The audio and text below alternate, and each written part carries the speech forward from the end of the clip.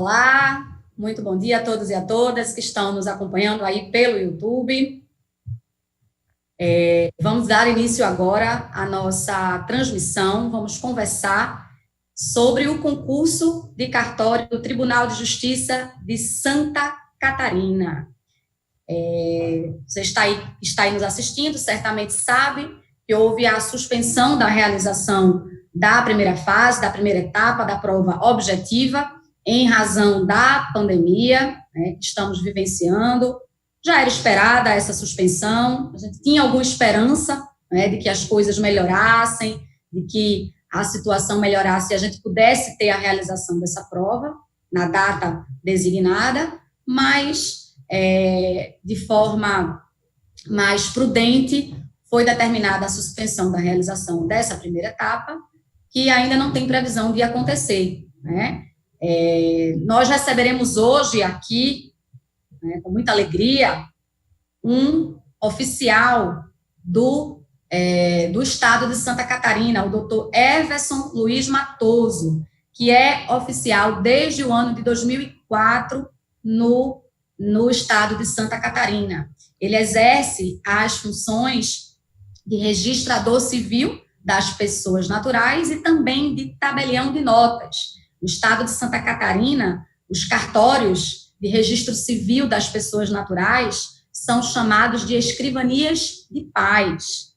O doutor Everson é escrivão de paz do município de Bela Vista do Toldo, em Santa Catarina. Ele também é diretor da ARPEN de Santa Catarina e estará aqui conosco, nos brindando com seu conhecimento, oficial há mais de 17 anos, então ele vai trazer aqui para a gente muitas informações, muito conhecimento relacionado ao estado de Santa Catarina, ao exercício da delegação no estado de Santa Catarina e especialmente em relação às atribuições do escrivão de paz, que tem essa nomenclatura diferente no estado de Santa Catarina. Eu lembro que no início, Everson, muita gente me perguntou, mas o que são essas escrivanias de paz? São os registros civis das pessoas naturais, que em Santa Catarina recebem essa nomenclatura e a gente já chega nesse ponto. Mas eu queria lhe dar as boas-vindas, Everson, e já lhe passar a palavra para você se apresentar e também falar com o nosso público. Seja muito bem-vindo. Bom dia, Renata, bom dia aos telespectadores aí. Com satisfação que recebi o teu convite e estou aí à disposição para ajudar no que for preciso. Estamos aí nas batalhas da ARPEN em Santa Catarina pelo registro civil, embora a atribuição nas escrivanias de paz seja todas as atribuições de notas junto com o registro civil. Mas eu, particularmente, sempre me afinei mais, gostei mais da área do registro civil e acabei me dedicando mais ao conhecimento nessa área. Mas estamos aí à disposição.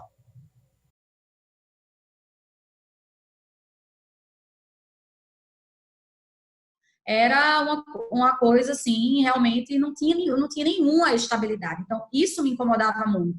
Eu preciso de uma relativa estabilidade. Então, num cartório de notas, a não ser que seja um cartório de notas grande, de médio a grande porte, onde você tem um padrão ali de balcão, o que a gente chama de balcão? Autenticação, reconhecimento de firma, as procurações, eu acho até que a gente pode inserir as procurações, as escrituras declaratórias ali, que são o dia a dia e que se faz normalmente na hora, Aquele movimento de balcão pode sustentar a serventia.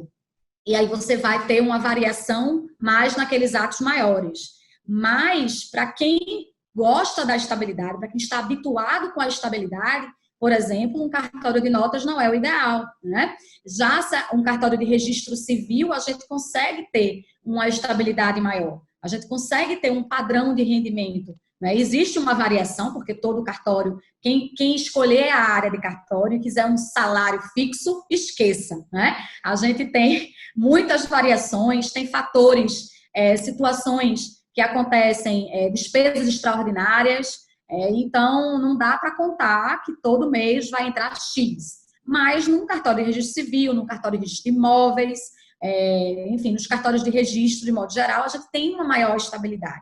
Até no tabelionato de protestos, a gente pode até dizer que também, naqueles cartórios de médio, também grande porte, há um certo padrão, né, de atos notariais ali sendo praticados.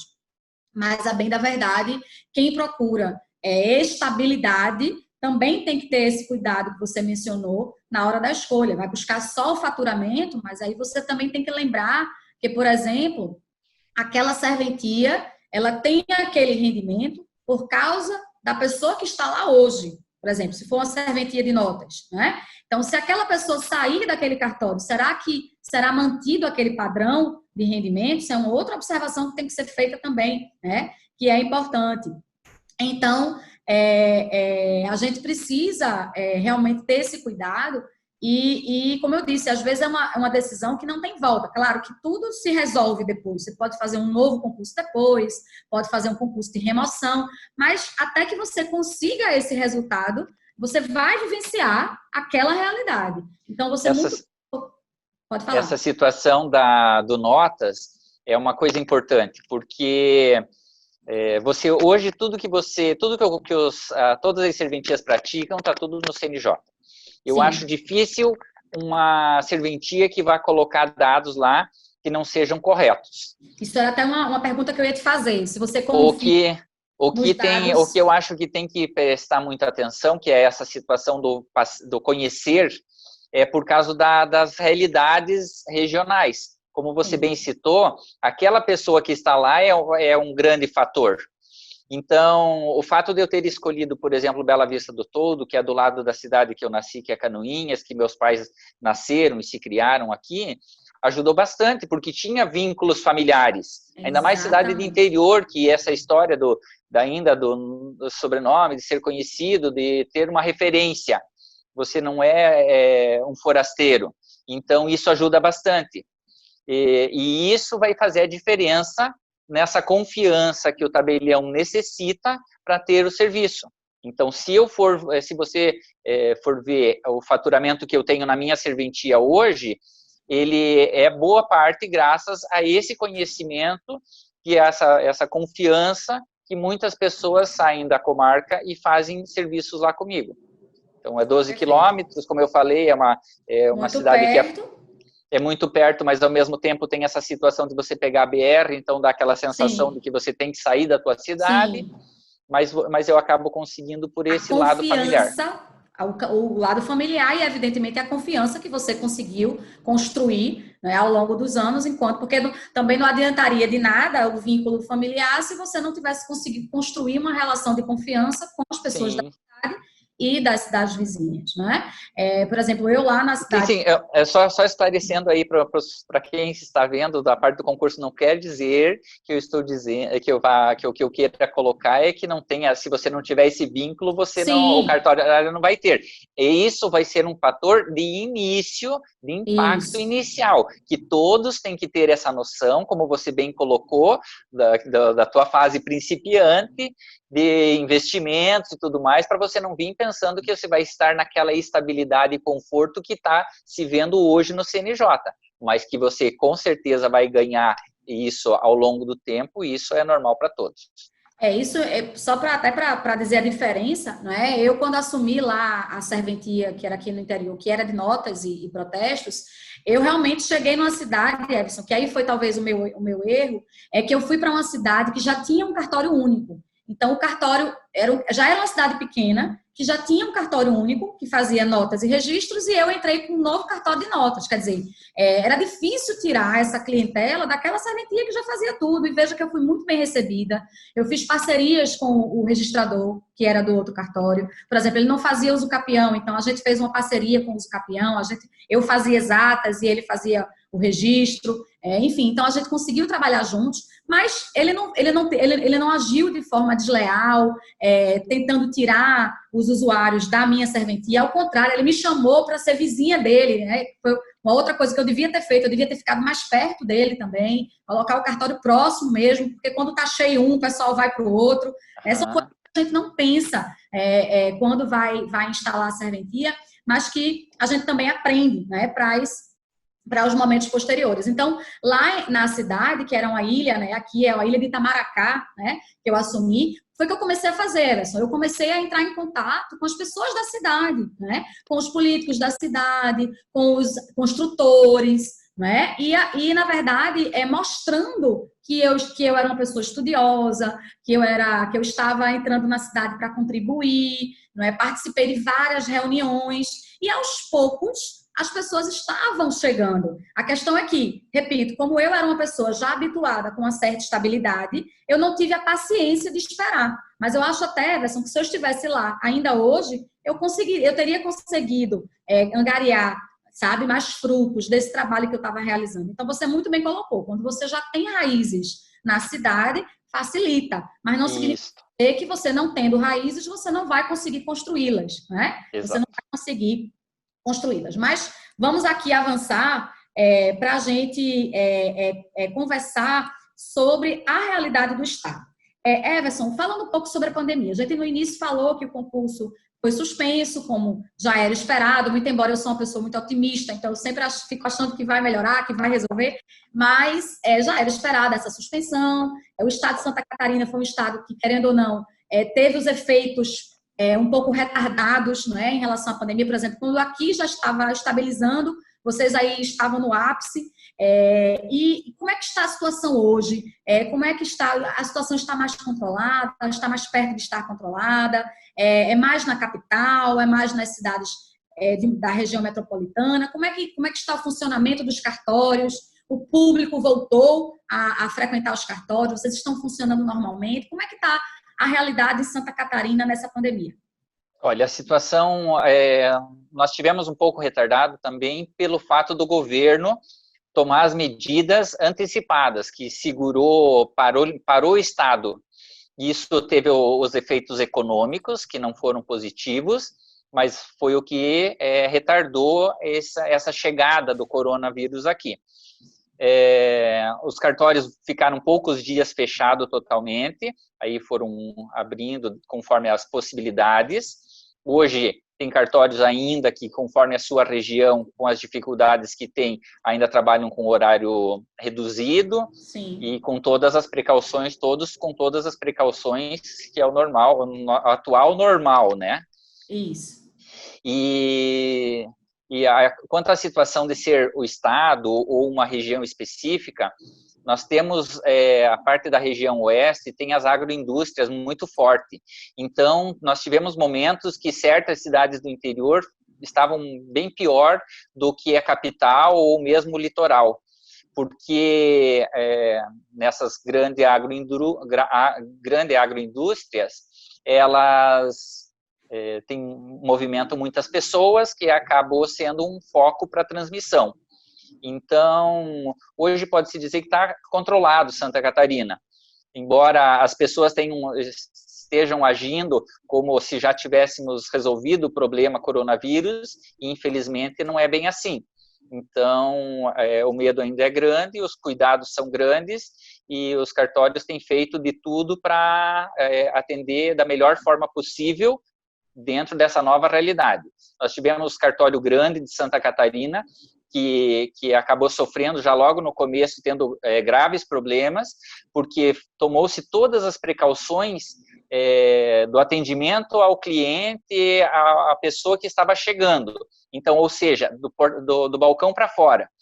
Dentro do balcão, um cartório grande com vários funcionários, algum funcionário veio contaminado e acabou contaminando outros colegas. Dessa serventia por exemplo, chegou a morrer um funcionário, e a metade, 50%, acabaram infectados, afastados, alguns hospitalizados, outros não. Na minha comarca, por exemplo, o registro de imóveis tem 12 funcionários, 5 pegaram no mesmo momento, então, ou seja, possivelmente um acabou infectando outros.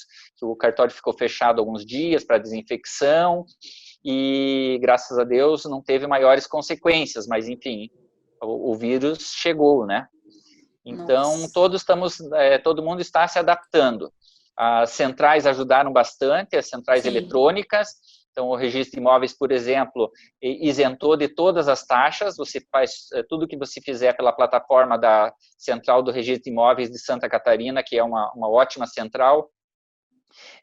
Você solicita certidões, etc., tudo sem taxas, pagando só os emolumentos. e, igualmente, das outras centrais também que ajudaram bastante.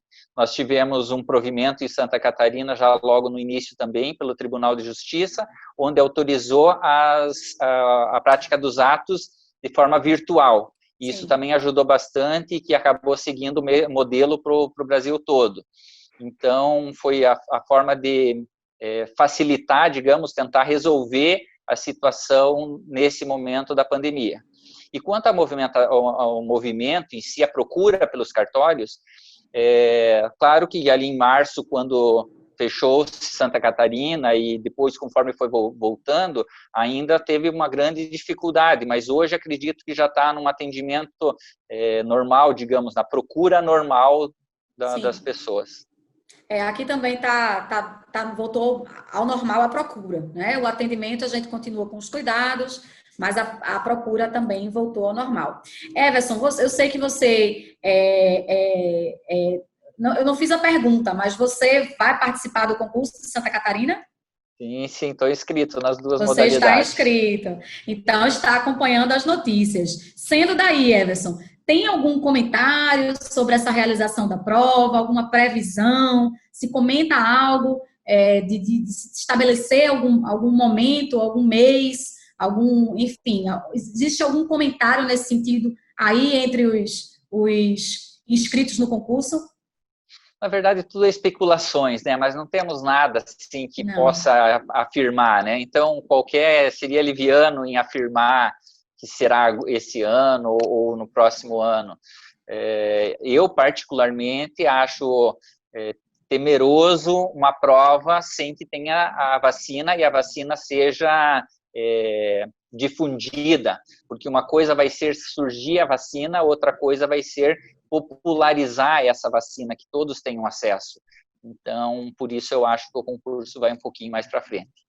Talvez no pós-retorno das aulas, a gente talvez tenha aí um retorno gradativo dos concursos, porque se a ideia é de não aglomerar, mas de talvez estabelecer dentro dos critérios estabelecidos pelas autoridades, talvez de distanciamento, de organização das bancas, de higienização, de verificação de quem está doente e de quem não está, talvez a gente consiga aí. Mas também tem um problema, que, por exemplo, imagine uma pessoa que está inscrita no concurso que esteja doente, e não vai poder fazer a prova, quer dizer, você tem alguns problemas específicos que talvez não tenham solução. Né? Então, realmente, eu concordo contigo, eu acho que essa prova, se fosse para apostar, eu não apostaria mais em 2020, né, e apostaria aí no pós-vacina. Mas aguardemos e continuemos estudando, não é, Everson? Porque, isso aí. Enfim, o concurso... Aproveitar o tempo a nosso favor. Exatamente. E aí, já entrando, né, porque todos sabemos, a gente já fez pesquisa, sabe que é um concurso muito bom, mas vamos conversar sobre essa realidade, porque é uma curiosidade que quem faz concurso de cartório sempre tem, Everson, né? Quer saber se realmente as serventias são boas, enfim. Então, vamos começar a entrar nessas perguntas mais locais referentes a essa estrutura. As cidades do interior do estado, Everson, são bem estruturadas, o acesso pelas estradas tranquilo, os cartórios, de modo geral, a maioria desses que está sendo disponibilizado no concurso, de cartórios bem organizados, estruturados, com pessoas à frente que têm um cuidado, não é, com zelo com os usuários e com a prática dos serviços? Olha, de uma forma geral, aí você vai ter que ter a análise caso a caso. Mas, Sim. no geral, Santa Catarina, o meu concurso foi o primeiro concurso a nível estadual. Começou em 2000, terminou em 2004, já com prova oral naquela época. Sim. Então, assim, com todos esses anos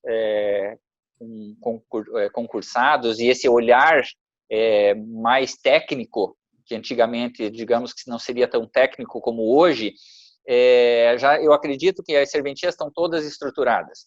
Então, por exemplo, pela ARPEM, que eu faço parte, a gente tem uma estrutura de ajuda aos colegas. Uma pequena serventia hoje tem acesso a todas as informações, só não se atualiza, na verdade, quem não quer.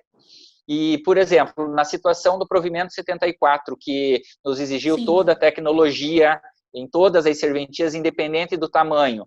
Com isso, as serventias estão tendo que se atualizar, independente de querer ou não. Então, eu acho que pode-se dizer que todas as serventias instaladas, elas já estão estruturadas assim. Quanto a acesso, por exemplo, aos municípios, Santa Catarina, não posso te dar 100% de certeza, mas praticamente todos os municípios têm acesso via asfalto hoje, por exemplo. Então, isso já vem as propagandas de governo. Então, que nem eu não conheço todo o estado, mas pelas propagandas de governo, não tem município que não tenha acesso via asfalto. E nosso estado, como está no litoral, ele tem uma distância muito grande do oeste. Mas acontece que no oeste, meio oeste, foi onde surgiu as grandes agroindústrias, Perdigão, Sadia. Então, empresas que estão estruturadas há muitos anos, e grandes empresas. Então, com isso, o desenvolvimento econômico se pulverizou e a estrutura também se pulverizou, porque a cidade que cresceu, com uma empresa que cresceu muito, ela não ficou sem um hospital bom, que vai ser uma maternidade também. Sim. E então essa estrutura... Os bancos, né? Econômica, exato. Então, eu acho que esse desenvolvimento, ele é bem pulverizado em Santa Catarina, sim. Isso é uma tranquilidade para qualquer serventia que venha a ser assumida. Maravilha. Everson, você que é também tabelião de notas, né?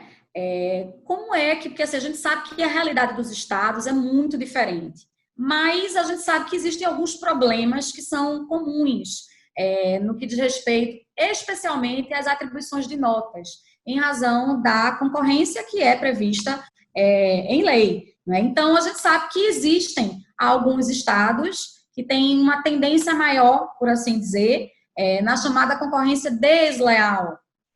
Exemplificando, a gente sabe que em alguns estados existem delegatários que vão eventualmente dar uma comissão para angariar clientela ou desconto, que a gente sabe que são condutas irregulares, mas que às vezes acontecem. Essa concorrência, porque isso é uma pergunta também, porque, por exemplo, eu gosto muito de notas, mas o primeiro aspecto, o aspecto de uma relativa instabilidade, pessoalmente me incomoda na hora de assumir uma serventia de notas, mas especialmente a questão da concorrência no sentido de que, se eu estiver no local onde a concorrência ela é leal, né, eu consigo concorrer, porque eu vou concorrer com o meu trabalho, né, com o meu esforço. Mas quando você tem esses problemas relacionados à comissão, por exemplo, a desconto que eu mencionei, já fica um pouco mais difícil, porque você não vai fazer o mesmo e aí você não consegue angariar aquela clientela. Então, como é que é a atribuição de notas no estado de Santa Catarina? Você diria que, de modo geral, vocês têm uma concorrência leal? De modo geral, eu acredito que sim, e novos profissionais têm em todas as áreas. Sim. Então, você vai ter uma concorrência desleal pontual num lugar ou outro. Mas, como eu falei do lado concursos desde 2004, o lado mais técnico, aflorado já, eu acho que essa concorrência desleal ela é mínima, pode-se dizer, em Santa Catarina. Porque a realidade de concurso é bem mais antiga. Exatamente, porque por causa dessa realidade, e as instituições hoje são muito fortes aqui, então Era outra pergunta que eu ia te fazer, como é que é a atuação da corregedoria, né, no estado de Santa Catarina? Mas nem só sobre corregedoria, mas as instituições, os órgãos de classe. Então, por exemplo, nós temos uma boa atuação com o ARPEM, se há um conflito entre os colegas, a gente tenta fazer um contato e já mediar antes, e assim igualmente nas outras especialidades. Então, tem um colega lá que está sofrendo algum problema no lado de notas que você citou. Então, o CNB age de tentar resolver isso. A corregedoria atuou em determinado serventia, a associação se envolve, um assunto que envolve a classe em si, a instituição vem e tenta já ajudar a resolver isso também. Então, eu acho que esse lado desleal já é mínimo aqui.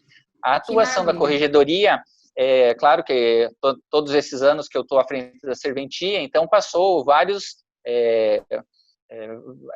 formas de atuação, umas mais rígidas, outras menos rígidas, umas com mais acesso, outras com menos acesso, mas ela eu vejo como uma boa atuação, uma atuação forte da corregedoria pelo ato correto, pela correção desses problemas que vêm surgindo, né? Que bom. Então, só boas notícias, não é, Everson? Para quem quer fazer o curso. A princípio, eu deveria falar o contrário para mim ter menos concorrência. Não, é bem isso. Queremos bons colegas. Exatamente. Eu acho que esse ponto que você tocou, Everson, é um ponto muito relevante, que é a atuação das associações. Quando você tem a associação forte, que atua realmente em prol da classe, que toma a frente, isso faz uma diferença realmente na tranquilidade, não é? Porque assim, a gente viver intranquilo é muito ruim. O delegatário precisa trabalhar com tranquilidade, precisa sentir a autonomia que lhe é atribuída por lei, porque muitas vezes as pessoas esquecem, Everson, que a nossa atribuição, a nossa função, nós, embora não tenhamos algumas das prerrogativas que são dadas aos juízes, aos promotores, enfim, mas nós temos autonomia funcional, né? Nós temos a liberdade de atuar dentro da legalidade, mas temos a liberdade de atuar. Então, às vezes, as pessoas esquecem isso, né? Fica parecendo que nós estamos sempre subordinados a uma pesquisa, a uma consulta em relação à corregedoria, né? Se tem uma situação de dúvida, muitas vezes o registrador, o notário, fica naquela, faço, não faço, consulto. Mas, na maior parte das vezes, o delegatário pode agir. Ele não tem necessariamente que consultar ou que perguntar como fazer. Existe uma margem de atuação. Pode falar. Eu vejo que o WhatsApp foi uma ferramenta que veio muito a ajudar nesse contato entre os colegas. Então, qualquer dúvida que você tenha, você põe no grupo e vários colegas já vão te dar opiniões, pelo menos para você criar uma linha de raciocínio. Perfeito. E nós temos aqui uma política de que os colegas não façam questionamentos direto à corregedoria. Tentar fazer o máximo possível através das instituições, porque dessas instituições de classe. Porque aí a própria instituição de classe organiza e faz um pedido, porque a consequência pode ser para todos. Então, um fazendo individualmente pode prejudicar toda a classe. Nós já tivemos casos assim, como em todos os estados tem, e hoje a gente tenta resolver de uma forma mais amistosa, antes entre os colegas, para depois, se precisar, realmente chegar até a corregedoria. Porque é literalmente aquela situação, às vezes, de faca de dois gumes, né? Às vezes você tem até a boa intenção, né? Tem até a boa intenção, mas por não ter consultado, por não ter pesquisado, por não ter procurado a associação de classe, aquela consulta, às vezes, até do jeito que ela é formulada, não tão bem formulada, por assim dizer, pode gerar um resultado negativo para toda a classe, né? Então, realmente, esse é um outro ponto muito importante, que você aqui coloca, que é essa necessidade de união da classe em torno das ações que vão beneficiar ou eventualmente prejudicar a todos. Quer dizer, você tem realmente que agir em conjunto, né? E preservar ao máximo a autonomia. Veja, Everson, que eu recentemente participei de um evento lá no Pará, e o evento foi organizado pela ARPEN, e o presidente da ARPEN, o doutor Marcos, né? Não sei se você conhece. Meu amigo Marco, ótimo, eu participei da abertura. Você participou da abertura, eu não estava na abertura.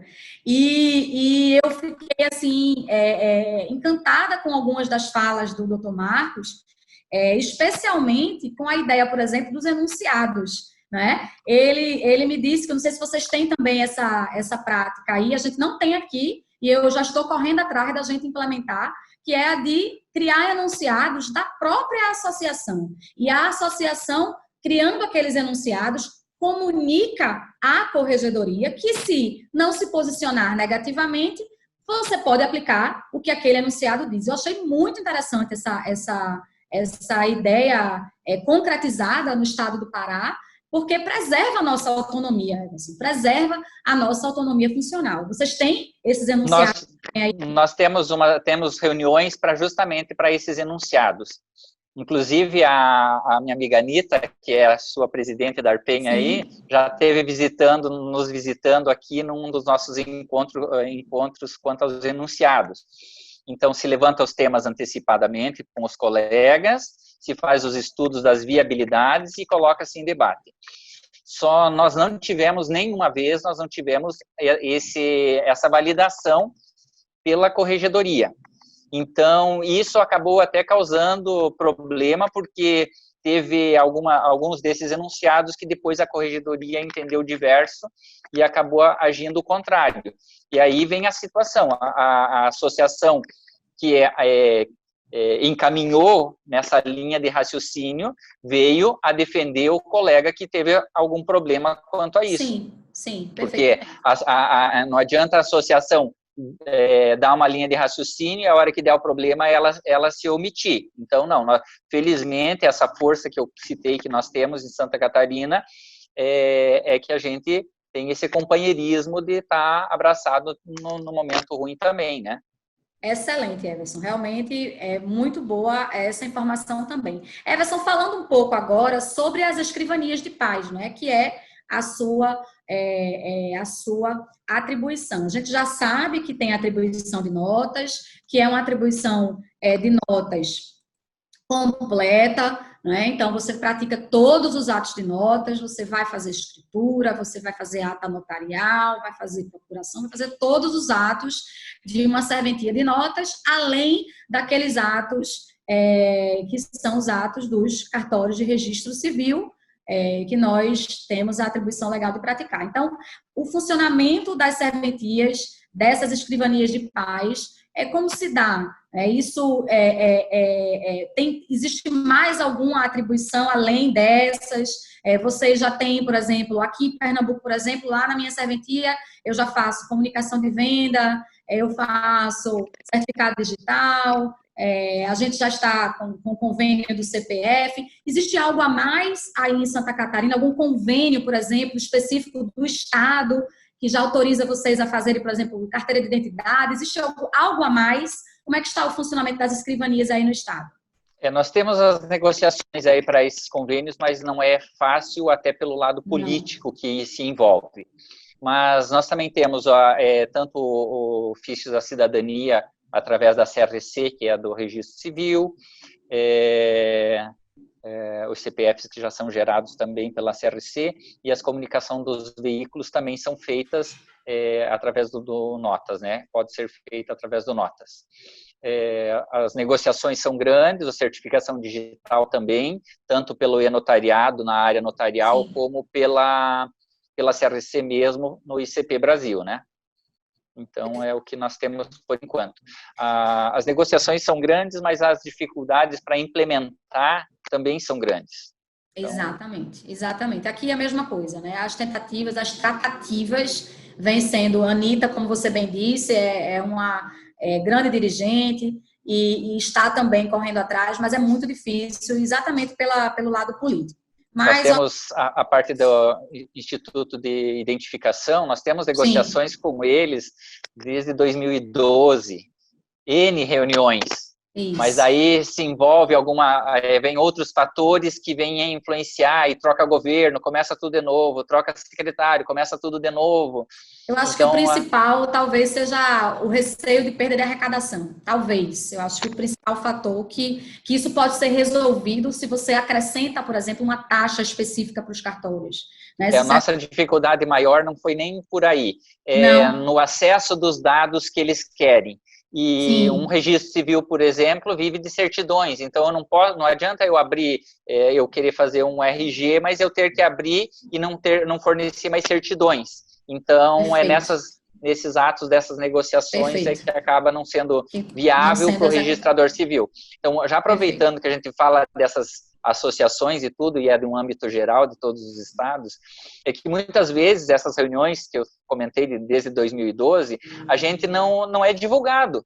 Por quê? Porque você não chegou a uma efetividade. Mas isso não quer dizer que as associações não estão a todo momento brigando por essas atribuições ou contra essas imposições que não são legadas. Então, perfeito, é uma coisa que diuturnamente as pessoas que estão à frente das associações geralmente estão brigando a favor dos colegas, embora os colegas não acabem sabendo disso.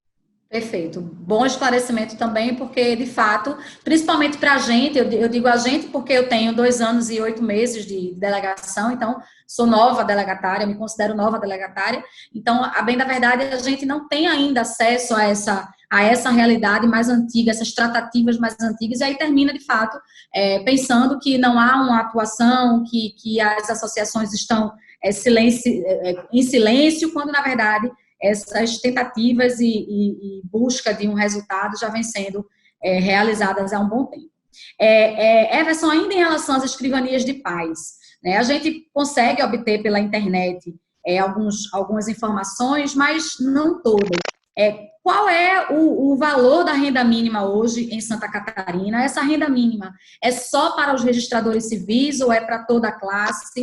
E em relação ao registro civil especificamente, o ressarcimento é integral ou de acordo com o valor da tabela de emolumentos ou existe uma redução desses valores? Como é que funciona hoje esse ressarcimento de atos gratuitos e renda mínima no Estado? Renda mínima. A legislação de Santa Catarina, que é bem antiga, ela previa 3 faixas de valores. Aqui é chamado de ajuda de custo, não temos renda mínima, estamos em umas negociações com o tribunal, inclusive para cumprimento do provimento 81 do CNJ, em termos de ARPEN, né, negociação ARPEN, negociando com o CNJ, e com o CNJ não, com o Tribunal de Justiça, para renda mínima, mas enfim, a ajuda de custo hoje é aproximadamente R$ 1.916, se não me engano. Essa ajuda de custo é só para o registro civil ou é para todas as serventias? Para as serventias com os valores mínimos que se enquadram naqueles padrões, como, por exemplo, se for um distrito, vou citar lá na capital, que tem 15 escrivanias de paz dentro da ilha. Então, se a serventia consumir selos, que era o padrão que eles tinham estipulado lá na lei, se consumir selos equivalente a 50% do que o registro civil, o primeiro registro civil, automaticamente ele perde. E tem alguns outros fatores que também perdem essa ajuda de custo, senão todos recebem. Mas alcança outras atribuições ou só o escrivão e o registrador da sede da comarca?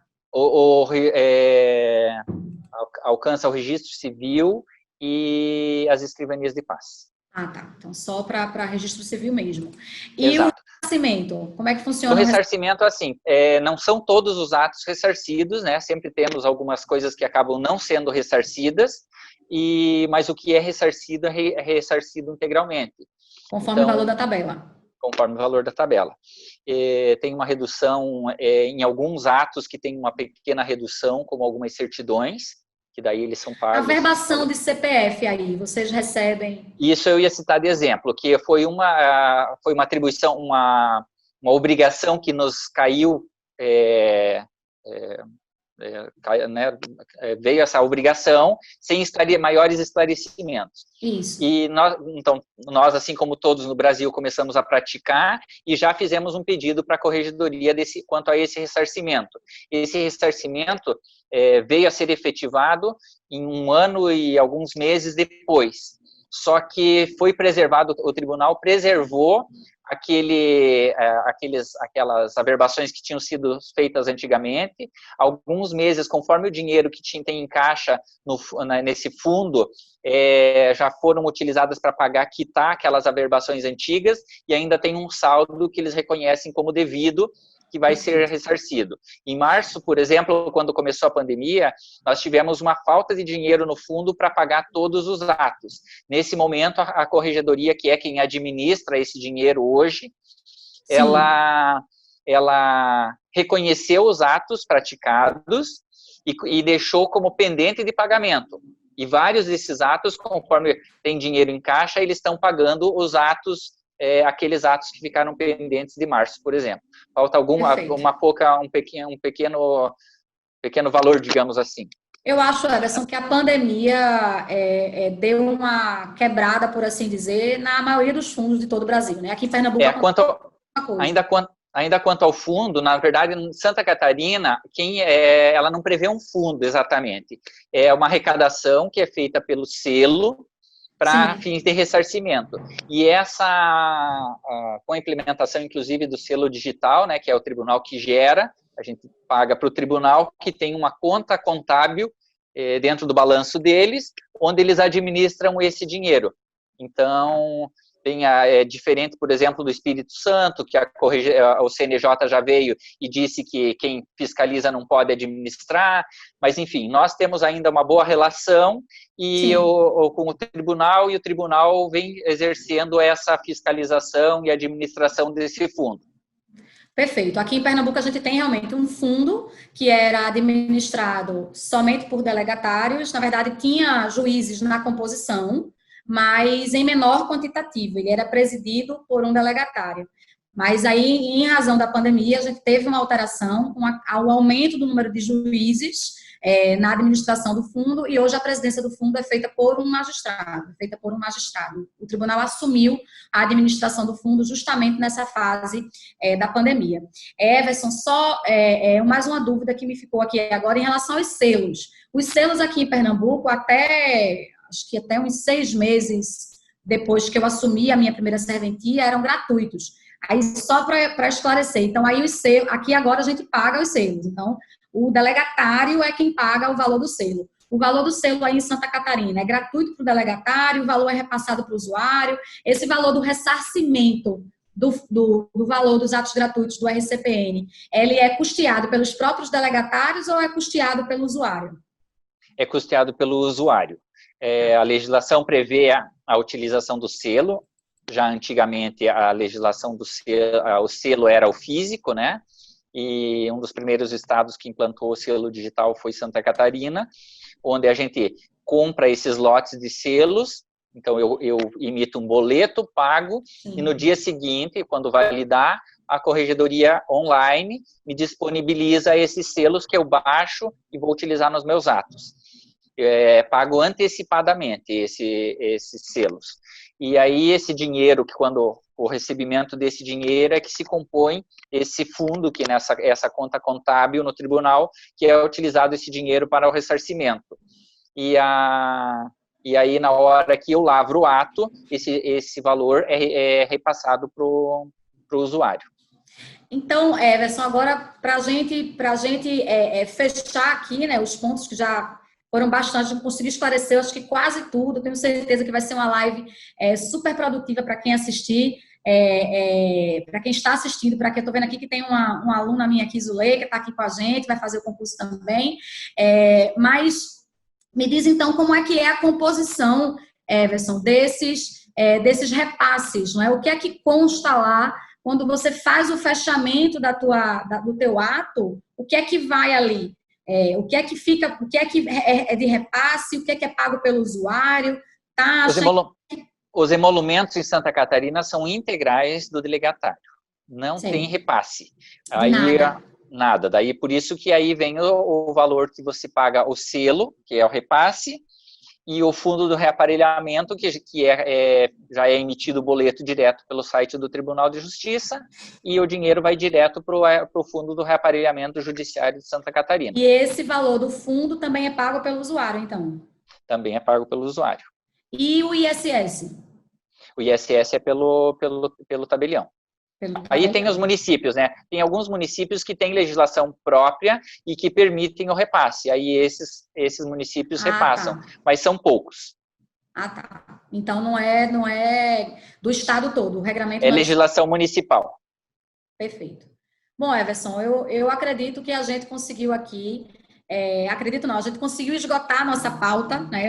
A gente fez aqui, organizou uma pauta para conversar hoje, assim, foi excelente, eu só tenho que realmente te agradecer essa participação, com tanto conhecimento, com tanta informação importante, com tanta informação relevante para quem quer fazer o concurso, para quem já está inscrito no concurso, quer realmente assumir uma serventia no estado de Santa Catarina. Eu confesso que eu fiquei com vontade de fazer, agora não dá mais tempo, né? Depois da conversa, eu fiquei com vontade de fazer e não vai dar mais, porque já passou a inscrição, não tem mais como. Mas realmente dá vontade de fazer o concurso, seja pelas informações relativas às serventias, mas também em relação a essa atuação forte das associações, da própria corregedoria. Eu acho que isso chama muito a atenção. A própria composição desse pagamento, desses repasses, também é atrativa. Então, acho que é um concurso realmente excelente.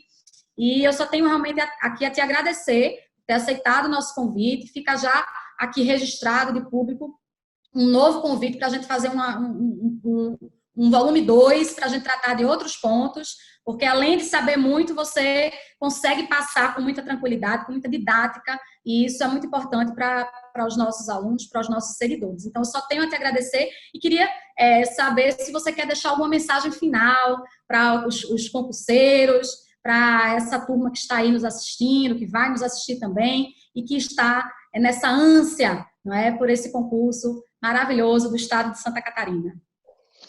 Agradeço aí as tuas palavras, tanto a mim propriamente, como sobre o nosso estado em si.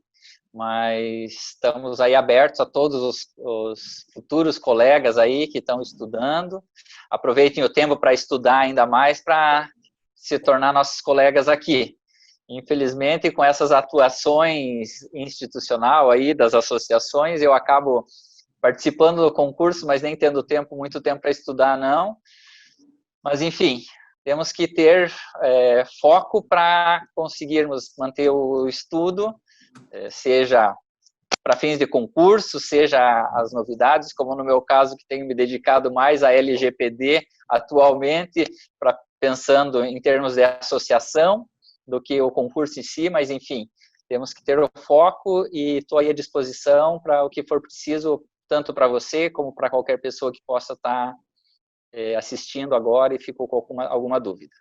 Fico à disposição. Já é um tema muito interessante para a gente conversar, a LGPD, né? Porque eu tenho certeza que a maioria está assim meio perdida, né? Sem saber como a gente vai implementar essas exigências legais. Everson, muito obrigada. Então, eu tenho certeza que a gente vai se encontrar novamente e eu já vou aqui fuçar, viu, o site da Arpen de Santa Catarina para poder ver as ideias que a gente pode trazer aqui para apresentar para a nossa querida Anitta. Muito obrigada, viu, Everson? Obrigada a todos e a todas que estão aqui. Um abraço a todos. Um abraço. Tchau, tchau.